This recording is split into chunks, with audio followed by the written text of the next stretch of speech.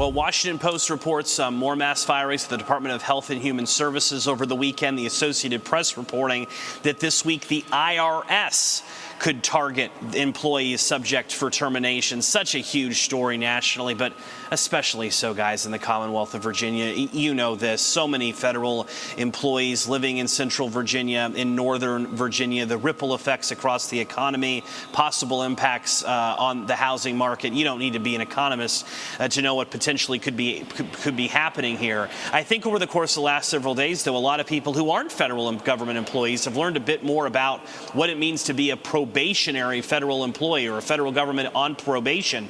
At first glance, it may sound nefarious. It may sound like someone has a disciplinary record. No, when you're beginning your job in the federal government, that first year, you're oftentimes on probation. And that's just kind of standard practice in the federal government. And it's not just people beginning their careers, let's say their first job out of college. Let's say someone gets a promotion and moves from one federal government agency to the next. Again, that first year, you would be considered to be, in many cases, on probation. President Trump, the Department of Government Efficiency, clearly targeting probationary employees because legal experts say there's maybe more wiggle room to terminate them than, let's say, a career civil servant that's not currently on probation. The IRS news is noteworthy, and we're going to watch this carefully because what are we in the middle of, guys?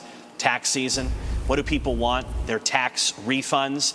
This could be the beginning, Democrats warn, of the government not working properly for people who want a question answered by the IRS when they call, who want their food stamp application approved in a timely manner, who seek that passport renewal at an efficient pace. So we're waiting for the impacts on the everyday average American. Obviously, the Trump administration is saying that a lot of these firings won't impact the core functions of government. More to come on this throughout the week for sure.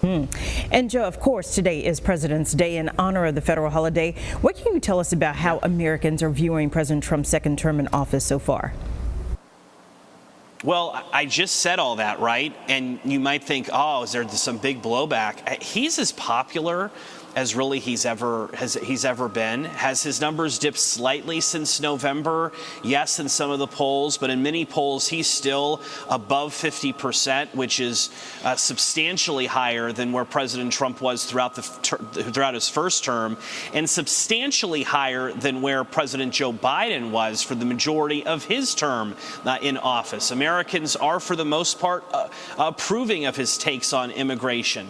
Americans are open to the concept of downsizing certain federal government positions. So there's a lot of controversy and a lot of consequence happening in the Trump administration. But for the moment, he still appears to be north of 50% in approval rating. And in this era of polarized politics, guys, that's a pretty good poll rating. All right, Joe St. George live from D.C. Thank you, Joe.